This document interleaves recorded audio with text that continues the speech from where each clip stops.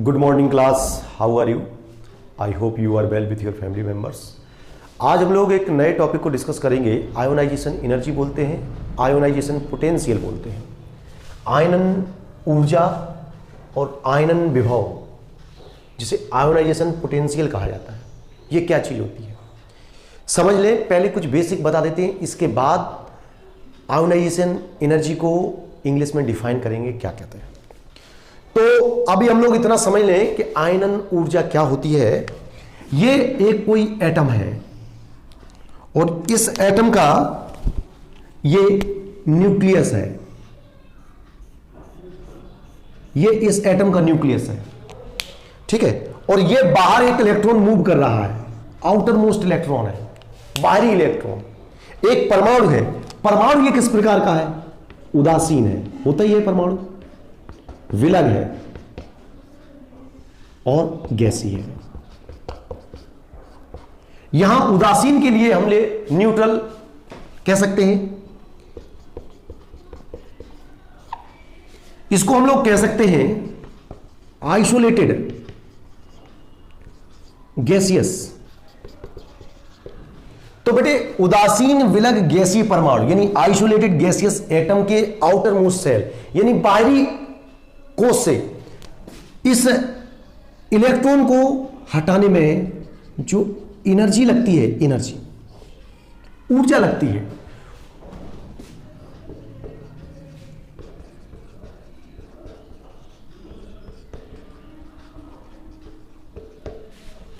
Electron का removal करने में जो एनर्जी लगती है, उस एनर्जी को ही हम लोग आयोनाइजेशन एनर्जी कहते हैं।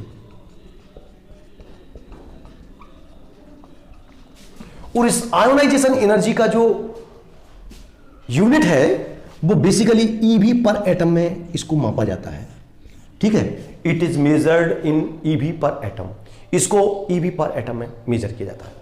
तो डेफिनेशन जो बनती है, अगर कोई पूछे आयनन ऊर्जा क्या है या व्हाट इज आयोनाइजेशन एनर्जी, तो आपको बताना है कि किसी आइसोलेटेड गैसियस एटम के आउटर मोस्ट सेल से एक इलेक्ट्रॉन की रिमूवल में जो एनर्जी रिक्वायर्ड होती है, जो एनर्जी की नीड होती है, वो एनर्जी आयोनाइजेशन एनर्जी कहलाती है। उसे ईवी पर एटम में एक्सप्रेस करते हैं, ठीक है। होता क्या है कि ये इलेक्ट्रॉन इस न्यूक्लियस के साथ अट्रैक्शन में बंधा होता है, ये इलेक्ट्रॉन इस न्यूक्लियस के साथ अट्रैक्शन में बंधा रहता है, और इस अट्रैक्शन को मुक्त कर दें, फ्री करना हो, इस इलेक्ट्रॉन को बाहर निकालना हो, तो हमें ये अट्रैक्शन को ब्रेक करना पड़ेगा। उस ब्रेकिंग के लिए एनर्जी की नीड होती है। ये एनर्जी जाकर के यहां जो न्यूक्लियस और इलेक्ट्रॉन के बीच में, बिटवीन में जो अट्रैक्शन है, उसको ब्रेक करता है और इलेक्ट्रॉन अपने ऑर्बिट को छोड़ करके बाहर निकल जाता है। लिखा हुआ रिमूवल ऑफ इलेक्ट्रॉन। इलेक्ट्रॉन के रिमूवल में जो एनर्जी की रिक्वायरमेंट होती है, उसी एनर्जी को आयोनाइजेशन एनर्जी कहते हैं, उसी को आयनन विभव कहते हैं। हिंदी में अगर हम लिखना चाहें तो लिखेंगे उदासीन विलग गैसीय परमाणु की बाहरी कक्षा से एक इलेक्ट्रॉन को पृथक करने में लगने वाली ऊर्जा आयनन ऊर्जा कहलाती है, और इसका मात्रक इलेक्ट्रॉन वोल्ट प्रति परमाणु होता है। और हीलियम की आयनन ऊर्जा सबसे अधिक होती है। हीलियम की प्रथम आयनन ऊर्जा का मान 24.6 ईवी पर एटम होता है, ठीक है। ये इसकी फर्स्ट आयोनाइजेशन एनर्जी है, फर्स्ट आयोनाइजेशन एनर्जी। और ध्यान रखेंगे आयनन ऊर्जा को डिनोटेड करते हैं आईई से, आयोनाइजेशन एनर्जी को आईई से डिनोटेड करते हैं। तो हीलियम की प्रथम आयनन ऊर्जा का मान 24.6 ईवी पर एटम होता है। इसी प्रकार से इसकी द्वितीय आयनन ऊर्जा का मान 54.4 ईवी पर एटम होता है। ये आयोनाइजेशन एनर्जी, वो भी सेकेंड है। तो हीलियम की द्वितीय आयनन ऊर्जा इतनी है, प्रथम आयनन ऊर्जा इतनी है, फर्स्ट आयोनाइजेशन एनर्जी और सेकंड आयोनाइजेशन एनर्जी हीलियम की।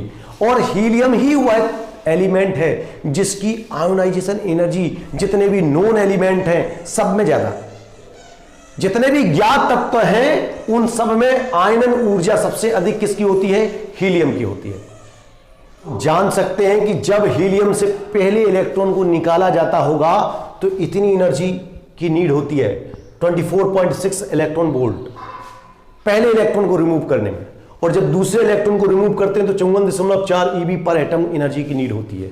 ये second ionisation energy of helium है और ये first ionisation energy of helium. Helium की प्रथम आयनन ऊर्जा, हीलियम की द्वितीय आयनन ऊर्जा। कहने का आशय यह है कि जब किसी एटम से, जब किसी परमाणु से पहले इलेक्ट्रॉन को निकालना होता है तो जो एनर्जी लगती है वो प्रथम आयनन ऊर्जा, फर्स्ट आयोनाइजेशन एनर्जी कहलाती है। और जब सेकंड और थर्ड इलेक्ट्रॉन को रिमूव किया जाता है तो लगने वाली एनर्जी सेकंड और थर्ड आयोनाइजेशन एनर्जी कहलाती है। इस प्रकार से हम लोग समझ सकते हैं कि कैसे आयोनाइजेशन एनर्जी होती है। देखो M, ये कोई एटम M है और ये M प्लस बन गया, एक इलेक्ट्रॉन का रिमूवल हो गया, एक इलेक्ट्रॉन यहां से रिमूव हो गया और जो एनर्जी रिक्वायर्ड, जो एनर्जी लगी, वो एनर्जी हम लोग कह सकते हैं आयोनाइजेशन एनर्जी हो गई फर्स्ट, क्योंकि इस M एटम से पहला इलेक्ट्रॉन निकल रहा है। ऐसे ही अब इस M प्लस से एक और इलेक्ट्रॉन रिमूव हो जाएगा तो इसके ऊपर डबल प्लस आ जाएगा और इलेक्ट्रॉन निकल जाएगा। अब इसको कहेंगे आयोनाइजेशन एनर्जी सेकंड। इसी प्रकार से प्लस आयन से एक और इलेक्ट्रॉन निकल जाएगा, ध्यान रखेंगे M डबल प्लस आयन से, मतलब पहले एक इलेक्ट्रॉन निकला, फिर एक और इलेक्ट्रॉन निकल गया, अब एक और इलेक्ट्रॉन निकलेगा तो M ट्रिपल प्लस बनता है और इलेक्ट्रॉन, और इसे कहते हैं आयोनाइजेशन एनर्जी थर्ड। यह तृतीय आयनन ऊर्जा है, तृतीय आयनन ऊर्जा, ठीक है। ये प्रथम आयनन ऊर्जा, first ionisation energy, second ionisation energy और थर्ड आयोनाइजेशन एनर्जी। सिस्टमैटिकली हम लोग बोल सकते हैं कि जब किसी एटम से पहला इलेक्ट्रॉन निकालना होता है तो प्रथम आयनन ऊर्जा की आवश्यकता होती है, दूसरा इलेक्ट्रॉन निकालना होता है तो सेकंड, द्वितीय आयनन ऊर्जा की आवश्यकता होती है, और जब तीसरा इलेक्ट्रॉन निकलता है तो लगने वाली ऊर्जा को तृतीय आयनन ऊर्जा कहते हैं।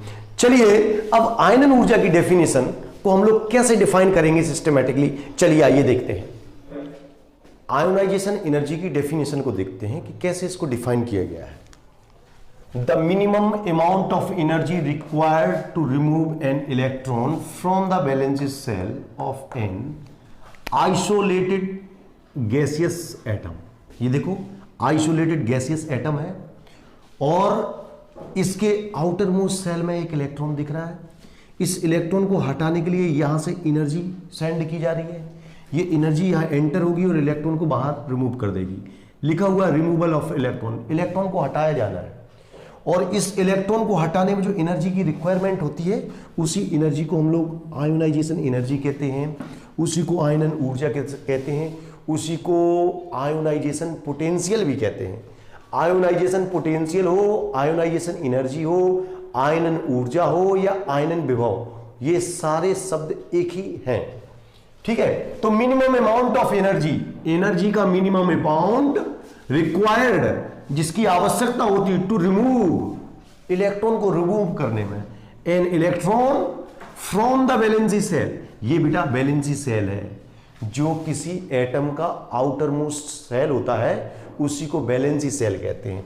ये बाहरी कोश है, इसी बाहरी कोश को आउटर मोस्ट सेल कहते हैं। और ये जो आउटर मोस्ट सेल होता है ये किसी एलिमेंट की वैलेंसी को तय करता है, वैलेंसी को का निर्धारण करता है, इस आउटर मोस्ट सेल को ही वैलेंसी सेल कहते हैं। वैलेंसी सेल के इलेक्ट्रॉन को बाहर रिमूव करने के लिए जो एनर्जी की रिक्वायरमेंट होती है उस एनर्जी को हम लोग आयोनाइजेशन एनर्जी कहते हैं और इसको मेजर किया जाता है ईवी पर एटम में। लिखा हुआ है it is measured in EV पर एटम। इसके बाद क्या करते हैं, जब किसी एटम से पहले इलेक्ट्रॉन को हटाते हैं तो एनर्जी जो लगती है उसको फर्स्ट आयोनाइजेशन एनर्जी कहते हैं, ठीक है। The amount of energy required to remove first electron, जब हम किसी एटम से फर्स्ट इलेक्ट्रॉन को रिमूव करते हैं तो फर्स्ट इलेक्ट्रॉन को रिमूव करने में जो एनर्जी लगती है उसको कहते हैं फर्स्ट आयोनाइजेशन एनर्जी।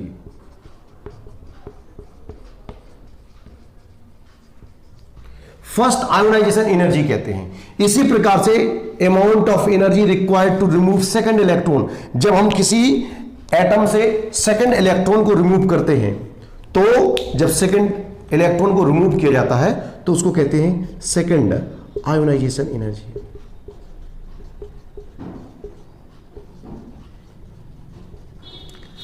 बिल्कुल सिमिलरली जब हम किसी थर्ड इलेक्ट्रॉन को रिमूव करते हैं किसी एटम से तो जो एनर्जी लगती है उसको थर्ड आयोनाइजेशन एनर्जी कहते हैं।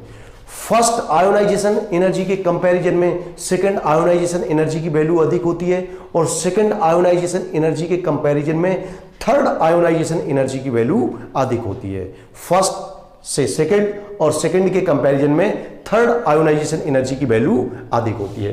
तो अभी हम लोगों ने जाना the minimum amount of energy required to remove an electron from the valency shell of an isolated gases atom से। सीधे शब्दों में कहें, जैसा कि अभी हमने पीछे बताया था आपको, किसी उदासीन विलग गैसीय परमाणु के बाहरी कोश से, ये बाहरी कोश मतलब आउटर मोस्ट सेल से, कि एक इलेक्ट्रॉन को हटाने में लगने वाली ऊर्जा उस तत्व की आयनन ऊर्जा कहलाती है। इसे आयनन ऊर्जा कहते हैं, इसी को आयनन विभव कहते हैं, और इसका मात्रक EV पर एटम होता है। ठीक है, और जब किसी एटम से पहले इलेक्ट्रॉन को हटाते तो ये एनर्जी की नीड होती है, उसे फर्स्ट आयोनाइजेशन एनर्जी कहते हैं। और जब किसी एटम से दूसरे इलेक्ट्रॉन को हटाते हैं तो जो एनर्जी की नीड होती है उसे सेकंड आयोनाइजेशन एनर्जी कहते हैं। बस ध्यान ये रखेंगे कि जब फर्स्ट इलेक्ट्रॉन को हटाते हैं तो वो एटम होता है, लेकिन जब सेकंड इलेक्ट्रॉन को हटाने जा रहे होते हैं तो वो कैटायन बन चुका होता है, उससे सेकंड इलेक्ट्रॉन को रिमूव किया जाता है। ठीक है, अब हम एक बात और जान लें, सबसे ज्यादा अगर आयोनाइजेशन एनर्जी किसी की होती है तो वो नोबल गैसेस है। नोबल गैसेस में हीलियम है, अभी हमने पीछे बताया था कि हीलियम की आयोनाइजेशन एनर्जी हाईएस्ट है जितने भी नोन एलिमेंट्स हैं। ठीक है, तो हाईएस्ट आयोनाइजेशन एनर्जी जो है नोबल गैसेस की होती है। नोबल गैसेस की आयोनाइजेशन एनर्जी हाईएस्ट होती है, जबकि एल्कली मेटल्स की आयोनाइजेशन एनर्जी लोएस्ट होती है। अगर हमसे पूछा जाए कि पीरियोडिक टेबल में आयोनाइजेशन एनर्जी किसकी कम होती है किसकी ज्यादा, तो हम बताएंगे एल्कली मेटल्स जो कि सबसे ज्यादा लेफ्ट साइड में हैं, उनकी आयोनाइजेशन एनर्जी सबसे कम होती है। एल्कली मेटल्स की आयोनाइजेशन एनर्जी सबसे कम होती है। और आयोनाइजेशन एनर्जी के मामले में सबसे धनी नोबल गैसेस हैं, जिन्हें उत्कृष्ट गैसें कहते हैं, इनर्ट गैसेस कहते हैं, और उनकी आयोनाइजेशन एनर्जी सबसे अधिक है। हीलियम की आयोनाइजेशन एनर्जी सबसे अधिक होती है।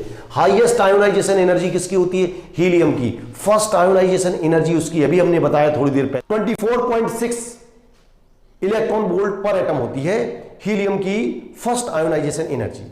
ठीक है, इसी प्रकार से सेकंड आयोनाइजेशन एनर्जी 54.4 EV पर एटम होती है हीलियम की सेकंड आयोनाइजेशन एनर्जी।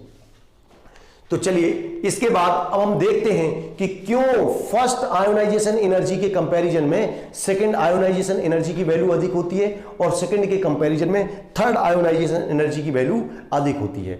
तो आइए देखते हैं, इसको मिटा देते हैं। अभी हम लोगों ने इसके बारे में डेफिनेशन क्लियर कर लिया है। डेफिनेशन क्या कहती है? उदासीन विलग गैसीय परमाणु की बाहरी कक्षा से एक इलेक्ट्रॉन को रिमूव करने में लगने वाली ऊर्जा उस तत्व की आयनन ऊर्जा कहलाती है, और इसका मात्रक EV पर एटम होता है। सबसे अधिक आयनन ऊर्जा हीलियम की होती है। इसकी प्रथम आयनन ऊर्जा 24.6 EV पर एटम होती है हीलियम की। ध्यान रहे, हीलियम की सेकंड आयोनाइजेशन एनर्जी 54.4 EV पर एटम होती है। फर्स्ट आयनन ऊर्जा की तुलना में सेकंड आयनन ऊर्जा का मान यहां अधिक है। अब हम लोग यही जानने का प्रयास करते हैं क्यों ऐसा होता है। तो चलिए इसको मिटा देते हैं।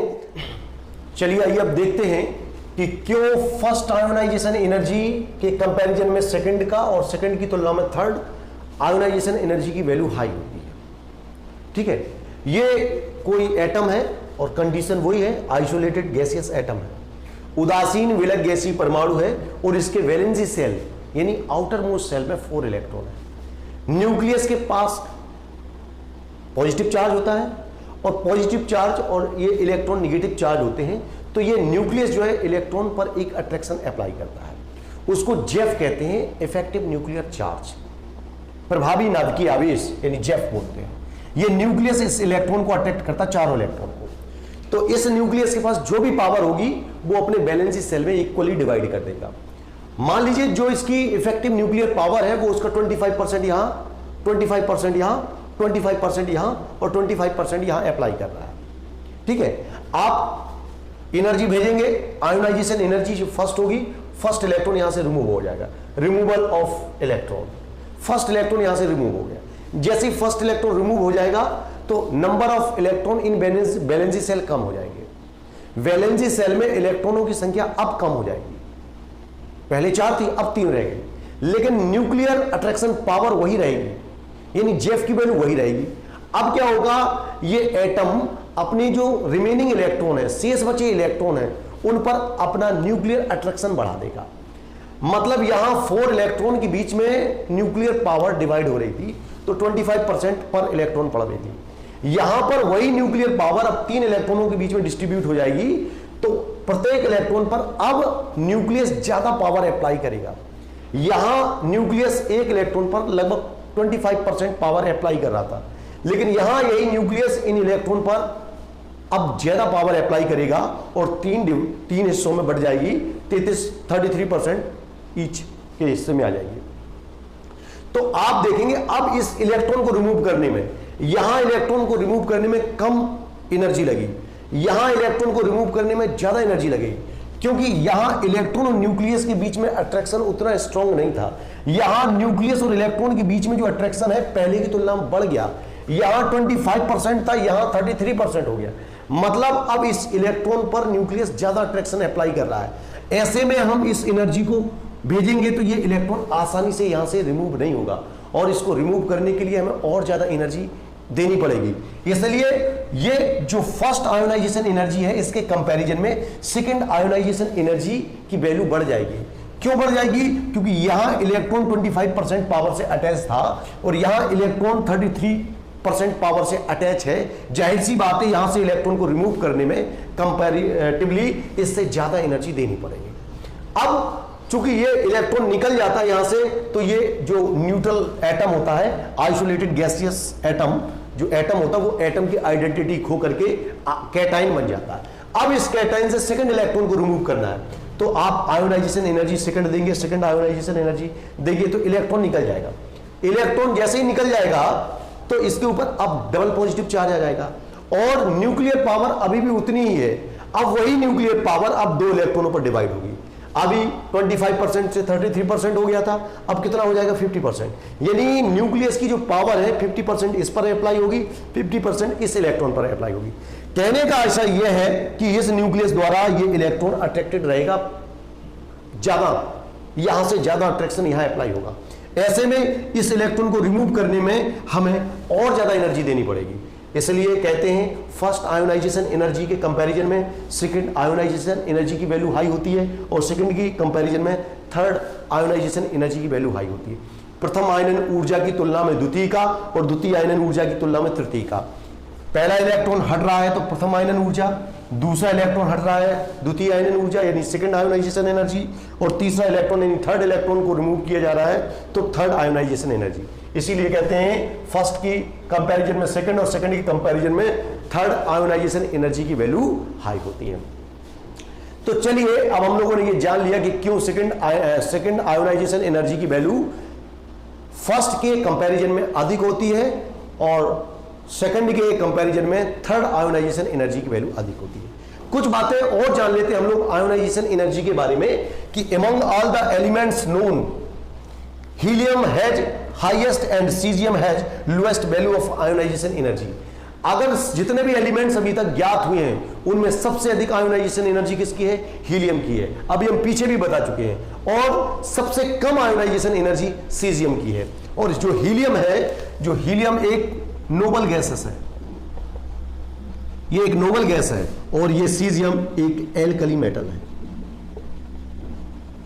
ठीक है, और हम लोग पहले भी जान चुके हैं कि जो एल्कली मेटल्स होती हैं उनकी आयोनाइजेशन एनर्जी कम होती है, और जो नोबल गैसेस होती हैं उनकी आयोनाइजेशन एनर्जी अधिक होती है।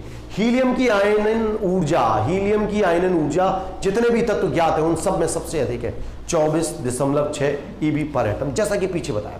चलिए अब इसको जानने के बाद अब हम जानने का प्रयास करते हैं कि आवर्त सारणी यानी पीरियोडिक टेबल में आयोनाइजेशन एनर्जी में जो चेंज होता है वो किस प्रकार से होता है। आयोनाइजेशन एनर्जी में जो चेंज होता है उसे पीरियोडिसिटी कहते हैं, हिंदी में इसको आवर्तिता कहते हैं। तो आयनन ऊर्जा की आवर्तता को समझने का प्रयास करते हैं। आयोनाइजेशन एनर्जी में पीरियोडिक टेबल में किस प्रकार से चेंज होता है, इस घटना को हम लोग पीरियोडिसिटी कहते हैं या आवर्तिता कहते हैं। किसी गुण का आवर्त सारणी में जो क्रमिक परिवर्तन होता है उसको हम लोग पीरियोडिसिटी कहते हैं या आवर्तिता कहते हैं। तो आवर्त सारणी यानी पीरियोडिक टेबल में जो चेंज है वो किस प्रकार से होता है। एक बात हम लोग जान लें कि चेंज को समझने से पहले ये एक न्यूक्लियस है, एक डायग्राम हमने इनकम्प्लीटली बनाया हुआ है, इसको देखें। ये एक न्यूक्लियस है, ये बहुत सारे इलेक्ट्रॉन है। इन इलेक्ट्रॉन्स पर ये न्यूक्लियस अपना अट्रैक्शन लगाता है। क्या लगाता है भाई? अट्रैक्शन। और अट्रैक्शन की एक वजह है, ये पॉजिटिव चार्ज होता है, ये इलेक्ट्रॉन कैसे होते हैं? निगेटिव चार्ज होता है। तो न्यूक्लियस इलेक्ट्रॉन पर अट्रैक्शन लगाता है, लेकिन ये जो नाभिक की या न्यूक्लियस की जो पावर है वो पूरी एक ही इलेक्ट्रॉन पर तो लगती नहीं है, वो सारी पावर इन इलेक्ट्रॉन्स में डिस्ट्रीब्यूटेड हो जाती है। तो इस न्यूक्लियस की पावर इस पर कितनी इफेक्टिव है, कितनी पावर कार्य कर रही है, उसको हम लोग जेफ के नाम से जानते हैं। इसी को कहते हैं प्रभावी नाभिकीय आवेश या फिर कहते हैं जेफ। हम लोग जेफ को ही एक और नाम से जानते हैं जिसे कहते हैं प्रभावी नाभिकीय आवेश। प्रभावी नाभिकीय आवेश, प्रभावी नाभिकीय आवेश बोलते हैं। इसी को संक्षेप में हम लोग क्या कहते हैं? जेफ भी कह देते हैं, जेड इफेक्टिव। ठीक है, तो ये न्यूक्लियस इलेक्ट्रॉन पर कितनी पावर अप्लाई कर रहा है उसी को हम लोग जेफ कहते हैं। और ये ध्यान रखेंगे, ये इलेक्ट्रॉन इसी जेफ के माध्यम से न्यूक्लियस के अट्रैक्शन में बंधा रहता है और अपने ऑर्बिट में मूव करता रहता है। जब ये जेफ कमजोर हो जाता है, खत्म हो जाता है, तो इलेक्ट्रॉन यहां से चला जाता है, कहीं रिमूव हो जाता है। अगर हम चाहते हैं इस इलेक्ट्रॉन को रिमूव करना, तो हमें इस जेफ के खिलाफ इतनी एनर्जी देनी पड़ेगी कि इलेक्ट्रॉन इस जेफ के अट्रैक्शन से मुक्त होकर के चला जाए। जेफ क्या है? न्यूक्लियस के द्वारा इलेक्ट्रॉन पर अप्लाई किया गया फोर्स, वो जेफ है। अगर हम एनर्जी देंगे तो इलेक्ट्रॉन इस जेफ को नकारता हुआ एनर्जी लेकर के चला जाएगा, छोड़ करके। ठीक है, तो हम यहां ध्यान रखेंगे कि जेफ क्या कार्य करता है और ये जेफ की पावर कैसे डेवलप होती है किसी न्यूक्लियस में। किसी न्यूक्लियस के अंदर जितने प्रोटॉन्स होते हैं, नंबर ऑफ प्रोटॉन इंक्रीज होने के साथ साथ, प्रोटॉनों की संख्या बढ़ने के साथ साथ नाभिकीय शक्ति बढ़ती है, प्रभावी नाभिकीय शक्ति भी बढ़ती चली जाती है। तो जितना ज्यादा प्रोटॉन यानी प्रोटॉन की संख्या न्यूक्लियस में होंगी, जेफ उतना ज्यादा प्रभावी हो जाएगा। ठीक है, तो अब ये इलेक्ट्रॉन इस जेफ के अट्रैक्शन में है। अगर ये जेफ स्ट्रांग होगा तो इस इलेक्ट्रॉन को हटाना कठिन होगा, ज्यादा ऊर्जा देनी पड़ेगी, ज्यादा एनर्जी देनी पड़ेगी। यदि ये जेफ कमजोर है, वीक है, ये जेफ वीक है, तो इस इलेक्ट्रॉन को हटाने में कम ऊर्जा देनी पड़ेगी। इस इलेक्ट्रॉन को जो रिमूव करने में एनर्जी लगती है वही आयनन ऊर्जा है, वही आयोनाइजेशन एनर्जी है। तो आयोनाइजेशन एनर्जी यानी आयनन ऊर्जा इस जेफ से बैलेंस में रहती है। अगर जेफ ज्यादा है तो आयोनाइजेशन एनर्जी भी ज्यादा रहेगी, जेफ कम है तो आयोनाइजेशन एनर्जी भी कम रहेगी। अब चलिए पीरियोडिक टेबल में देख लेते हैं। इन अ ग्रुप, ग्रुप मतलब टॉप टू बॉटम, जो वर्टिकल कॉलम है वो ग्रुप होते हैं। टॉप टू बॉटम, ऊपर से नीचे, in a group on moving down in a group value of ionisation energy decreases. ऊपर से नीचे की ओर आते हैं तो आयोनाइजेशन एनर्जी घटती है। क्यों घटती है? एक्सप्लेनेशन देखिए, number of shells, number of shells increases, shell की संख्या बढ़ती है।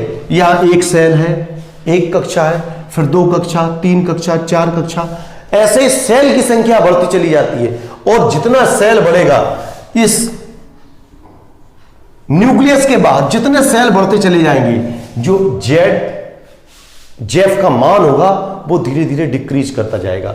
वही लिखा है, number of shells increases, shells की संख्या बढ़ती है तो जेफ जो है डिक्रीज होता चला जाता है।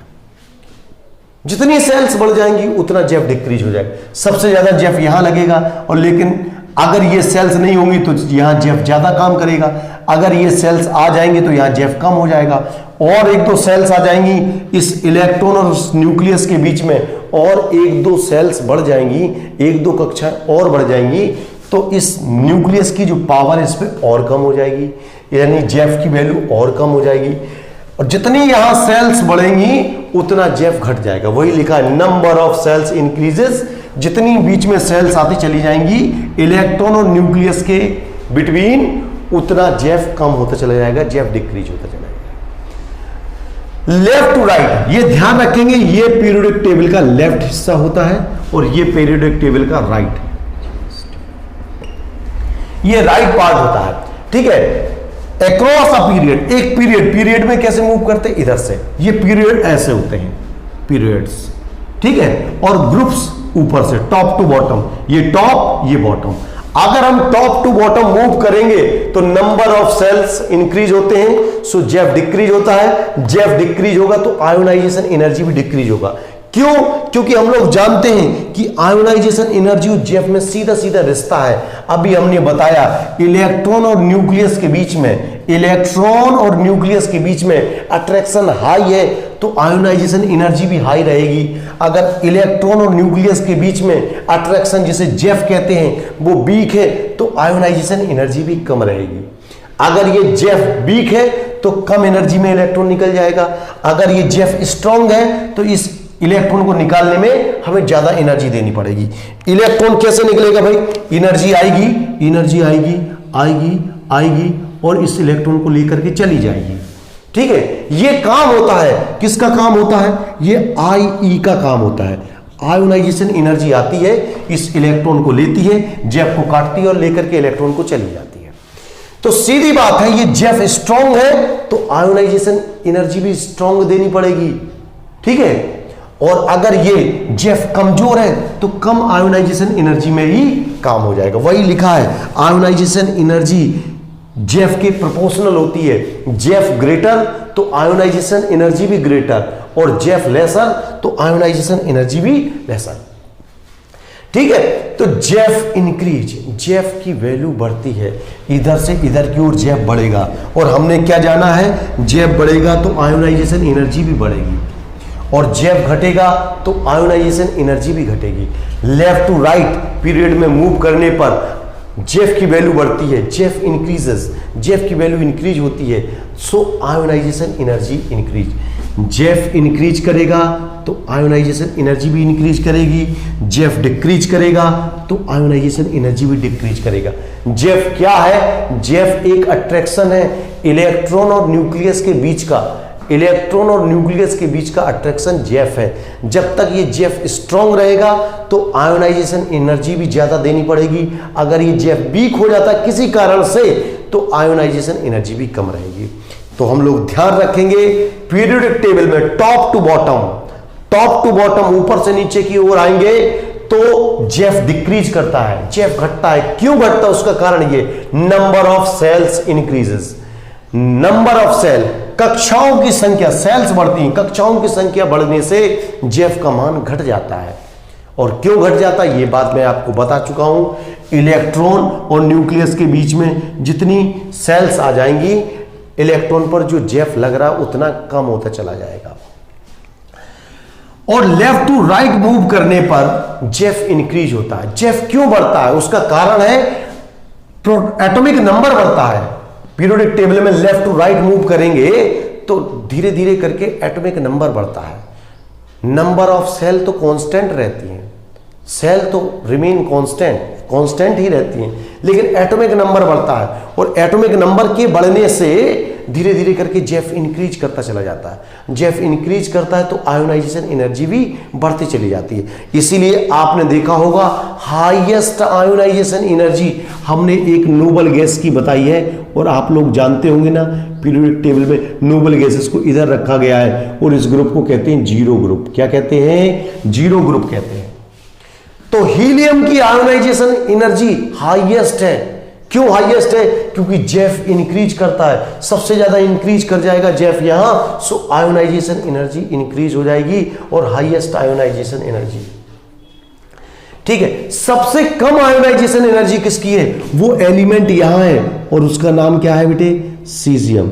सीजियम एक एल्कली मेटल है और सबसे कम आयोनाइजेशन एनर्जी सीजियम की होती है, सबसे ज्यादा आयोनाइजेशन एनर्जी हीलियम की होती है। तो ये बात हम लोग नोट करके रखेंगे, हाईएस्ट आयोनाइजेशन एनर्जी, हाईएस्ट, ठीक है। इसकी आयोनाइजेशन एनर्जी आप देखेंगे कैसी है, हाईएस्ट आयोनाइजेशन एनर्जी, और सीजियम एक ऐसा एलिमेंट है इसकी आयोनाइजेशन एनर्जी लोएस्ट है। हालांकि सीजियम के नीचे भी एक एलिमेंट पाया जाता है फ्रांसियम। फ्रांसियम रेडियो एक्टिव है, इसलिए उसके आयोनाइजेशन एनर्जी के बारे में कोई स्टेटमेंट नहीं दिया जा सकता। ठीक है, वो रेडियो एक्टिव है इसलिए। तो लोएस्ट आयोनाइजेशन एनर्जी सीजियम की है और हाईएस्ट आयोनाइजेशन एनर्जी हीलियम की है। हीलियम एक नोबल गैस है और सीजियम एक एल्कली मेटल है। तो हम लोग जान गए हैं कि पीरियोडिक टेबल में आयोनाइजेशन एनर्जी में चेंज किस प्रकार से होता है।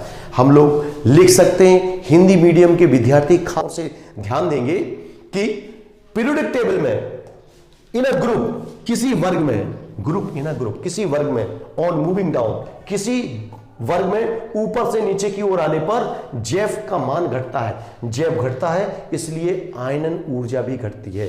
अक्रॉस द पीरियड यानी आवर्त में बाएं से दाएं चलने पर परमाणु क्रमांक बढ़ने के साथ साथ जेफ की वैल्यू इंक्रीज करती है। जेफ बढ़ेगा तो आयनन ऊर्जा भी बढ़ेगी। तो हिंदी मीडियम वाले बच्चे भी ध्यान रखेंगे और इस तरीके से ये आवर्त सारणी में आयनन ऊर्जा में परिवर्तन किस प्रकार से होता है इसको हम लोग इस प्रकार से जानेंगे। तो हम लोग ध्यान रखेंगे जेफ क्या होता है, न्यूक्लियस और आउटर मोस्ट इलेक्ट्रॉन के बीच का जो अट्रैक्शन होता है उसको जेफ के टर्म में लेते हैं। जेफ क्या है, ये न्यूक्लियस और इलेक्ट्रॉन के बीच में अट्रैक्शन है।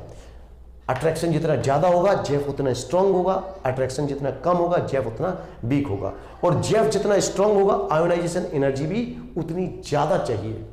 ठीक है, तो उम्मीद है ये बात आपको समझ में आ गई होगी। अभी हम लोग आयनन ऊर्जा यानी आयोनाइजेशन एनर्जी के बारे में कुछ और टॉपिक डिस्कस करेंगे।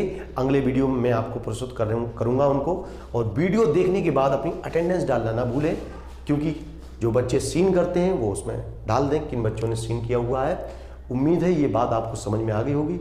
यदि कोई बात समझ में ना आई हो तो आप हमसे जूम पर आकर के पूछ सकते हैं। चलिए, धन्यवाद।